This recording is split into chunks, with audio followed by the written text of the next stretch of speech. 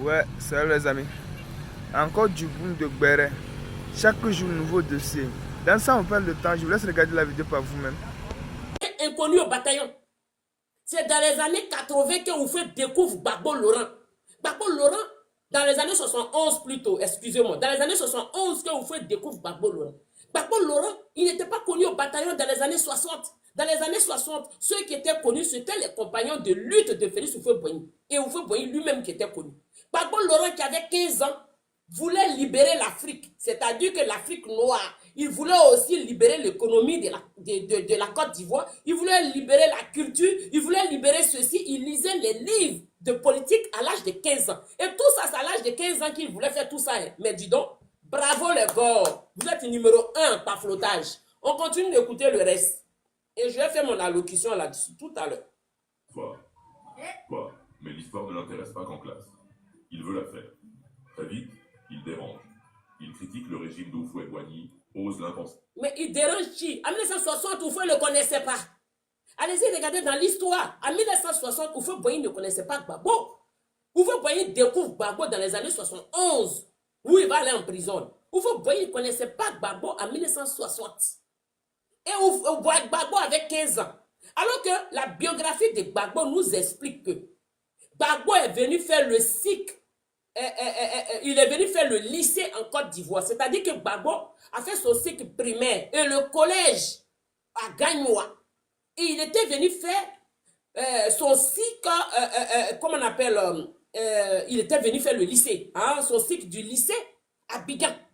C'est ce que la biographie de Gbagbo nous explique. Mais là, vous nous expliquez que Gbagbo Laurent, son père était paysan. Alors que nous savons très bien que le père de Gbagbo Laurent faisait partie des combattants, les anciens combattants de la Deuxième Guerre mondiale. Et quand Gbagbo naissait, il n'était pas en Côte d'Ivoire. Mais vous nous dites que son père était paysan. Donc, expliquez-nous qui est véritablement le père de Gbagbo alors. Parce que son papa que vous nous avez donné, que Koudou Paul, qui ne porte pas son nom, lui s'appelle Gbagbo Laurent. Il porte un autre nom de famille. Mais vous dites que Koudou Paul est le père de Gbagbo. Mais Koudou Paul était en France en tant qu'ancien combattant quand Gbagbo naissait derrière lui. Alors que Koudou Paul était venu pour la Deuxième Guerre mondiale, il a fait 2 ans ici. Donc je ne sais pas si Gbagbo est né à un claquement de doigts. Il est né derrière Koudou Paul. Et vous dites que le père de Gbagbo est paysan. La vérité va commencer à sortir un peu. Hein. Le paysan en question, c'est qui? Parce que Koudou Paul était dans la Deuxième Guerre mondiale. Ici, vous nous dites que son père était paysan. Nous, on sait que Koudou Paul était dans la Deuxième Guerre mondiale. Donc, il peut devenir paysan comment? Pendant qu'il est en France, dans la troupe des combattants qui ont rejoint la France pour les aider pendant la Deuxième Guerre mondiale. Vous pouvez nous expliquer en comment quelqu'un qui était en France était-il paysan à Gagnoa jusqu'à ce que Gbagbo naisse? Je reprends tout pour ceux qui nous prennent la masse et puis on va continuer. Hein. Laurent Gbagbo, le père du multipartisme en Côte d'Ivoire. 31 mai 1945, au cœur du village de Mama, naît un enfant au regard calme, mais au feu intérieur. Laurent Gbagbo, le fils d'un paysan, l'élève du silence, le futur orateur de la rue. Élève studieux, esprit rebelle. Dans les années 60, il découvre les livres et la politique. L'indépendance vient à peine d'être proclamée. Mais pour lui, cette indépendance ne suffit pas. Il veut une vraie libération économique, sociale, culturelle. Il veut l'émancipation totale du peuple noir. Plus tard, il devient professeur d'histoire, mais l'histoire ne l'intéresse pas qu'en classe. Il veut la faire. Très vite, il dérange. Il critique le régime d'Houphouët-Boigny, ose l'impensable, créer une opposition dans un pays à parti unique. 1982, Laurent Gbagbo est arrêté, parce qu'il a osé défier l'ordre établi, parce qu'il a exigé ce que beaucoup n'osaient plus réclamer, la démocratie. Derrière les murs froids de sa cellule, il ne plie pas. Le combat ne fait que commencer. 1985, contraint par la répression, il prend le chemin de l'exil. La France devient son refuge, mais jamais son silence. Dans les rues de Paris, dans les cafés d'exilés, dans les amphis d'université, Gbagbo parle. Il raconte l'Afrique bâillonnée. Il rassemble les déçus. Alors, c'est très intéressant cette histoire. Une histoire remplie de mensonges. C'est ce que vous servez à la jeunesse ivoirienne. En fait, si je comprends bien, l'opposition en Côte d'Ivoire veut appauvrir la connaissance de nos enfants. L'opposition veut rendre nos enfants dingos. L'opposition ne veut pas que nos enfants deviennent intellectuels. L'opposition veut stopper la croissance de nos enfants. L'opposition veut empêcher nos enfants de réfléchir. Ils nous fabriquent des boulets de mensonges. Ça, ce sont des contre-vérités. Mais d'abord, le documentaire nous dit qu'il est né en 1945. Ça, c'est la date qu'il nous donne. Il est né en 1945. Et il est né à Gagnoua, d'un père paysan. Alors que le père de Gbagbo, que vous nous avez donné là, son père, que vous dites que c'est Koudou, là, il n'était pas à Gagnoua quand Gbagbo naissait et il n'était pas paysan. C'était un ancien combattant. Et il était toujours en France quand Gbagbo est né. Nous, on sait très bien que les 2 ans qu'il a fait ici en France, je ne sais pas si la grossesse a duré 2 ans, mais Gbagbo est né derrière lui quand il est arrivé en Côte d'Ivoire. Et vous nous dites que en 1960, Gbagbo s'est intéressé aux livres. Il lisait les livres politiques. Il voulait changer l'histoire de l'Afrique. C'est-à-dire qu'il voulait sauver l'Afrique à l'âge de 15 ans. Et en même temps, il voulait sauver l'économie de la Côte d'Ivoire et la culture de la Côte d'Ivoire. Il avait que 15 ans dans les années 60. Selon l'âge de Gbagbo que vous nous donnez, naissance de 1945 à 60, il avait 15 ans. Et dans les années 60, on n'avait pas de bibliothèque, même en Côte d'Ivoire. Il n'y avait aucun écrivain qui avait écrit pour la première fois un livre en Côte d'Ivoire. Et on n'avait pas d'université, on n'avait pas assez de lycées et de collèges. On n'avait que les écoles primaires catholiques, les collèges catholiques, avec l'enseignement du colon et quelques Béninois qui venaient et quelques Sénégalais pour l'enseignement. Il n'avait pas tout ça. Même les ponts. Il n'y avait que le premier petit pont d'Adjamé, Habitat et autres. Là. Mais il n'y avait pas grand-chose. Alors, vous pouvez nous expliquer comment un adolescent de 15 ans dans les années 1960 a pu avoir connaissance des livres qui parlent de politique, surtout quelqu'un qui est né d'une famille poignon, qui n'avait pas jeton, qui s'est retrouvé faire ses études en Côte d'Ivoire à Abidjan, et vous dites que il achète. Dans quelle bibliothèque Gbagbo Paté prend les livres politiques là? Vous pouvez nous citer ça? La bibliothèque se trouve où? Mais quand vous mettez les choses, mettez-nous les références. C'est très important. Dites qu'il y avait une bibliothèque qui se trouvait avant au plateau, une bibliothèque qui se trouvait dans tel endroit, et puis c'est là-bas qu'il peut acheter les livres. Donnez-nous des références. Dans quelle bibliothèque à l'époque il n'existait pas que Gbagbo achetait les livres politiques? Il n'achetait pas les livres de mathématiques pour apprendre le maths. Il n'achetait pas les livres d'exercices et autres pour apprendre à l'école, mais il partait lire les livres politiques à l'âge de 15 ans. Et à 15 ans déjà, Gbagbo n'était pas étudiant. Il était adolescent. Adolescent à l'âge de 15 ans, il ne pouvait pas être étudiant dans une université en Côte d'Ivoire. Il n'y en avait pas. Il n'y en avait pas. Alors, donc, vous pouvez nous expliquer, à 15 ans, c'est quelle économie que Gbagbo voulait changer en Côte d'Ivoire? Pendant qu'en 1960, Houphouët-Boigny venait d'obtenir l'indépendance de la Côte d'Ivoire. Même Houphouët qui a obtenu l'indépendance de la Côte d'Ivoire n'a pas lutté pour l'économie ivoirienne. Il a signé l'accord de 1962 avec la France pour que la France puisse construire la Côte d'Ivoire. Mais la Côte d'Ivoire n'était même pas construite. Les quelques maisons de ville qui étaient là, c'était les maisons où habitait le colon. Donc, c'est quelle économie Gbagbo Laurent voulait-il changer en 1960 quand il avait 15 ans? Les gars là, je vous attends. C'est pour ça que vous ne m'aimez pas. Parce que moi, je vous attrape toujours. À 15 ans, c'est quelle économie que Gbagbo voulait changer dans la Côte d'Ivoire qui n'était pas encore construite. Parce que je vais vous lire ici. Je vais vous lire ici le premier document que Houphouët-Boigny a rempli pour que le colon puisse construire les premières administrations ivoiriennes. On va lire ça ici tout de suite. Hein. On finit d'écouter ceci. Les opprimés, les rêveurs d'une autre Côte d'Ivoire. À la lueur des bougies, dans de modestes appartements, il rédige ses manifestes. Il bâtit son idéologie.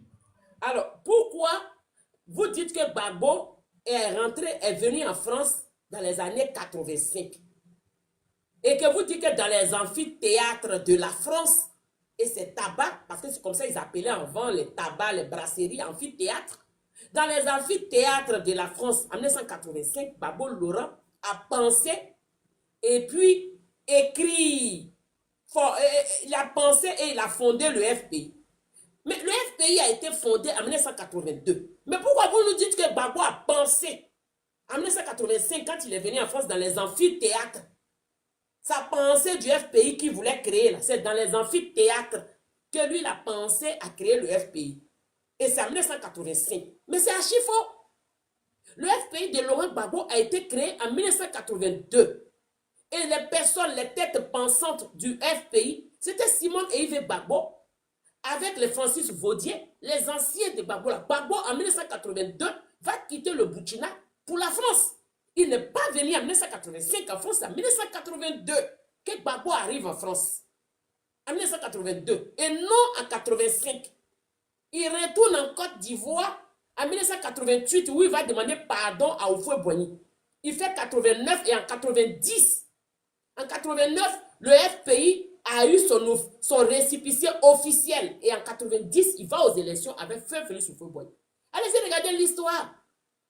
Tapez de là où vous êtes tapé. Vous allez voir que Gbagbo, en 82, il quitte le Burkina pour la France. Donc, quand vous nous dites qu'en 85, Gbagbo est allé, il était en France, il s'est exilé en France, qu'en 82, il a été arrêté et emprisonné en Côte d'Ivoire. Et en 85, il va s'exiler en France. Et c'est là-bas il pense à écrire. Donc, si je comprends bien, vous avez rétrogradé la création du FPI qui était en 1982 pour l'envoyer en 1985. Prenez-nous au sérieux les gars. On continue d'écouter. Il veut plus qu'une simple opposition. Il rêve d'un vrai parti, enraciné dans le peuple, porté par ses luttes, forgé dans ses douleurs. Et en 1982, dans la clandestinité, naît le FPI, le Front Populaire Ivoirien. Un parti d'idées. On reprend la partie où dans les amphithéâtres, il pense qu'il crée le FPI. En 85, quand il vient en France. Et en 1982, il crée le FPI. Mais il y a quelque chose qui cloche.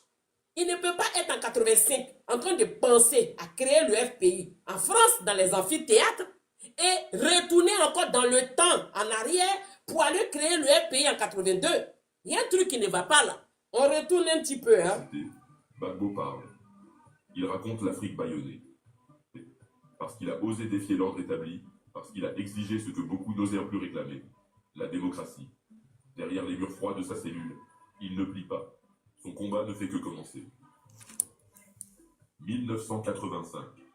Contraint par la répression, il prend le chemin de l'exil. La France devient son refuge, mais jamais son silence. Dans les rues de Paris, dans les cafés d'exilés, dans les amphis d'université, il raconte l'Afrique bâillonnée. Il rassemble les déçus, les opprimés, les rêveurs d'une autre Côte d'Ivoire. À la lueur des bougies, dans de modestes appartements, il rédige ses manifestes. Il bâtit son idéologie. Il veut plus qu'une simple opposition. Il rêve d'un vrai parti, enraciné dans le peuple, porté par ses luttes, forgé dans ses douleurs. Et en 1982, dans la clandestinité, naît le FPI, le Front Populaire. Elle est bonne, non? Est-ce que vous voyez pas le mensonge? Bon, quelqu'un que vous dites qu'il est venu en 1985 en France, il rassemble ses idées. Il veut plus que créer un parti. Il se fait entendre. Il dit qu'il est bâillonné. En 1985, en France, dans les amphithéâtres, dans les cafés, dans les tabacs, le rassemblement qu'il a avec quelques amis, Gbagbo Laurent veut créer un parti politique. Et vous dites qu'il crée le parti politique en 1982. Mais comment ça peut se faire? Le mec qui se trouve en France en 1985, et c'est en 1985 que vous dites qu'il est en train de réfléchir. Il veut plus qu'un parti politique. Et il crée son parti politique en 1982. Mais c'est un boulet de mensonges. Arrêtez d'insulter l'intellect des Ivoiriens. Arrêtez de nous insulter. Arrêtez de nous exposer. Arrêtez de salir l'image de la Côte d'Ivoire et celui des Ivoiriens avec. Mais c'est pas possible ça. Mais comment Gbagbo peut se trouver en France en 1985 en train de manigancer comment il va créer son parti politique? Et il retourne dans le temps passé encore pour créer le même parti politique qu'il a pensé en 85. Ça s'est fait ça? Est-ce que ça s'est fait? Ça s'est fait? Non. Mais il y a un problème. Et vous nous dites qu'en 82, Gbagbo était emprisonné à Côte d'Ivoire. Mais Gbagbo n'était pas en Côte d'Ivoire en 1982. Gbagbo Laurent était au Burkina Faso. En 82, Gbagbo Laurent était au Burkina Faso. Vu que du Burkina Faso, il va prendre un passeport et une pièce d'identité burkinabé, passer par la Libye. Et de la Libye, il va gagner la France en 82. Gbagbo Laurent retourne en Côte d'Ivoire en 1988, où il va aller demander pardon à Oufoué. Où dans la vidéo, Oufoué va dire, l'oiseau ne se fâche pas contre l'arbre. Que l'arbre, c'est notre jeune frère qui voici.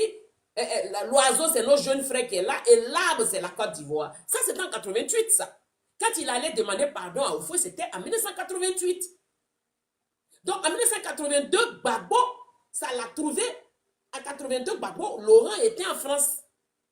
Alors, vous pouvez nous dire à quel moment, en 1982, Gbagbo était en prison en Côte d'Ivoire? Et à quel moment Gbagbo Laurent s'est retrouvé de 82, il était en prison en Côte d'Ivoire. Et puis, s'est retrouvé dans la même année 82, là, au Burkina Faso.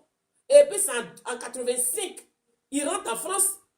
C'est pas possible. Et vous nous dites qu'en 85, il a pensé et organisé la création du FPI. Alors que le FPI a été créé en 1982. À son absence, en 82, Gbagbo était recherché. Donc, il quitte le Burkina pour la France. Le FPI a été organisé, créé, pensé par Simone et Yves Gbagbo. Francis Vaudier, tous ces anciens-là, ce sont eux qui ont créé le FPI de Gbagbo. On continue d'écouter le mensonge. Hein? Ivoirien. Un parti d'idées, un parti d'action, un parti de rupture. L'étincelle qui bientôt mettra fin au monopole politique en Côte d'Ivoire. La même année, il rentre au pays. Et là, dans le silence d'un salon... La même année, il rentre au pays, dans les années 80. Famille, tapez sur Google, en quelle année Gbagbo est revenu en Côte d'Ivoire? Ce n'est pas dans la même année. Ce n'est pas possible. Gbagbo n'est pas retourné en 85 en Côte d'Ivoire. Gbagbo fait des années, de 82 quand il rentre en France, il fait des années, il rentre en Côte d'Ivoire en 1988. Et le FPI, là, c'était un parti clandestin. Ce n'était pas encore connu. Oufoué ne voulait pas reconnaître le FPI. C'était un parti parce que c'était lié à Simone et Yves Gbagbo. Gbagbo, Simone qui était en lien avec Gbagbo Laurent. Vous comprenez? Puisqu'ils vont faire la prison, la première prison à Akwedo. À Akwedo, ancien camp. La première prison qu'on les a arrêtés. Où ils ont commencé les premiers trucs de réunion de clandestins. Et c'était à Akwedo. Alors donc, Oufoué ne voulait pas reconnaître ce parti. Le FPI a été reconnu véritablement en 1989. C'est-à-dire qu'ils ont eu leur récépissé véritable en 1989. Un an plus tard, c'est 90, ils vont aux élections avec Oufoué Boigny. Et quand le parti a été reconnu, Gbagbo était rentré en Côte d'Ivoire en 88. Il est rentré en Côte d'Ivoire. Donc les démarches que Gbagbo a fait, c'était les démarches de pardon, de se calmer, de rester au pas pour ne pas énerver Oufoué. Et Oufoué va faire reconnaître le parti en 1989. Et ils vont aller aux élections en 1990. Mais le documentaire qu'on écoute dit que en 85, oui, il a pensé et créé le FPI. Hein, qu'il a créé en 82, en réfléchissant à sa création en 85, là. Je ne sais pas dans quel monde vous êtes. Même année, il est venu en Côte d'Ivoire. C'est faux. On écoute ça. Se produit une scène que l'histoire retiendra. Oufoué Boigny accepte de le recevoir. D'un côté, le vieux roi, fatigué, mais lucide. De l'autre, le jeune lion. Oufoué Boigny accepte de rencontrer Gbagbo. Ce n'est pas en 85, c'est en 88. Jamais en 85. Vous voyez, ben, je vais faire mon allocution tout à l'heure. Laurent ose, il parle franc. Il dit à Oufoué qu'il faut laisser le multipartisme, qu'il faut ouvrir le jeu, qu'un seul parti ne suffit plus à la jeunesse d'un pays. Et Oufoué écoute. Ce jour-là, le vieux n'a pas cédé, mais il a compris. L'avenir parle déjà, et il a le timbre de Gbagbo. 1990. La Côte d'Ivoire s'ouvre au multipartisme.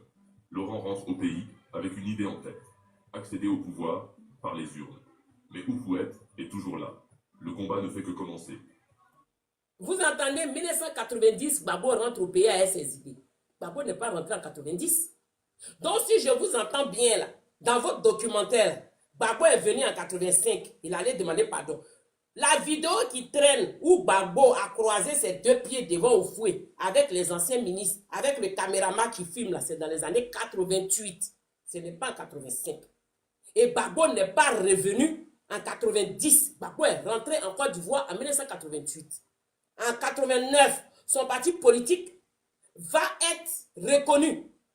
le parti politique, du moins créé par Simone Gbagbo, va être reconnu. Elle va donner le libre chef à Gbagbo Laurent parce qu'elle est amoureuse de lui. Donc Gbagbo Laurent va conduire le parti. Ce n'est pas Gbagbo Laurent qui a créé le FPI. Hein. C'est pour cette raison que Simone Gbagbo a pris une grosse partie du FPI qui est devenu le GPS aujourd'hui. Ce n'est pas une création de Gbagbo Laurent. Toute sa vie, Gbagbo Laurent a pu créer que le désordre. Si vous me dites que, parce que le documentaire dit, il deviendra l'orateur de la rue. Oui, ça, je lui concède ça. Effectivement, il est l'orateur de la rue. Le semeur de troubles, casse et plein de choses. Il est le créateur du trouble. Ça, si vous dites ça, je suis bien d'accord. Parce qu'il faudrait qu'on mette chaque mot dans son contexte. Il est le créateur du trouble. Ça, c'est une réalité. Il a créé le trouble. Ça, je suis bien d'accord. Je lui concède ça. Même s'il y a un chapeau en or qu'il doit faire pour lui donner, pour qu'il porte ça, en tant que le créateur du trouble, il n'y a pas de drap. Moi, je fais ça. Ça, il n'y a pas de souci. Il faut appeler les choses par les noms. Donc, on continue là. À la mort du vieux en 1993, un nouveau chapitre s'ouvre. Le régime vacille. Bédier prend les rênes. Gbagbo s'impose comme le principal opposant. Il dénonce l'ivoirité, défend les exclus, parle aux oubliés. Son nom devient un cri, un symbole. Il a parlé à quel oublié? Quand on fait décéder, Gbagbo a parlé à quel oublié? Il y a une vidéo qui traîne, la va est là. La va est là. La va est là. Gbagbo, quand on fait décéder, il y a un journaliste qui l'a interviewé. Là-bas, là, il allait encore insulter au fouet. On ne l'a pas encore enterré. Il a parlé à quel délaissé, il a parlé à quel peuple. Il était qui même dans la Côte d'Ivoire à cette époque? Mais il n'était personne. Il était qui dans la Côte d'Ivoire? Il n'était personne. C'était une personne qu'on mangeait comme des beignets aux crevettes, au fait. Parce que Gbagbo, il n'a fait que la prison en Côte d'Ivoire. À chaque fois qu'il s'aimait un trouble net, on le prenait, on le jetait en prison. Donc, il était les beignets aux crevettes. Il n'était personne. Il a parlé à qui à cette époque? Gbagbo Laurent n'a même pas pu, même les étudiants qu'il a fait sortir en 90 pour casser et piller là, il n'a même pas pu faire ça proprement. Même là encore, on l'a attrapé. C'est un homme qui a toujours été en prison. Moi, il me demande même comment lui là, il a pu pour avoir une candidature dans les années 2000 pour aller aux élections avec Gueye. Parce que normalement, le casier judiciaire que Gbagbo a là, il ne devait jamais être candidat sur une liste électorale. Parce que quand tu as un casier judiciaire qui est long, on dirait la route de Broma côté là, tu ne peux pas être candidat. Est-ce que vous avez vu le casier judiciaire? Le casier judiciaire de Gbagbo est long. Hein? Le nombre de prisons que celui-là a fait, 2 semaines ici, 1 mois ici, 3 mois ici, 6 mois ici, est-ce qu'on peut compter? C'est un ancien Kabashi en fait. C'est un estola. Il a fait la